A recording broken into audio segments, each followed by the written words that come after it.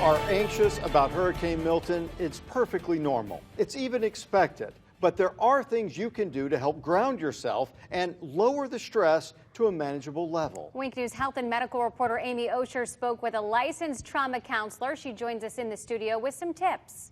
Well, scenes like this are everywhere. With a storm approaching, we're bombarded with stressy stimulation.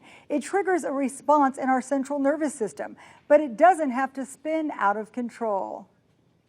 Whether it was Hurricane Ian years ago or Helene weeks ago, events like these etch into our memory. Stacy Brown is a licensed mental health counselor and an expert in trauma stress. Anytime that you've had a trauma and then something shows up that feels similar or looks similar, you're going to get reactivated. Stress has its purpose. It encourages action. The key is to avoid overreaction. When we're in the throes of it, like we are now, Stacy says there's a simple method crisis counselors use to orient the senses. Look around you, find 3 things to look at.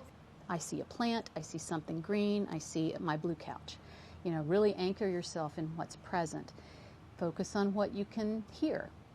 Focus on what you can smell. It may sound odd, but years of field work show that stabilizing your senses calms the mind. By doing that, when you're starting to feel anxious, you can really help yourself to be planted and grounded, and then your logical mind can help you get through. Pausing for a few deep breaths is one of the quickest, easiest things you can do. It tells your central nervous system to slow down. It's going to stimulate a relaxation response. This is just neurology, so our brain is talking to our bodies all the time.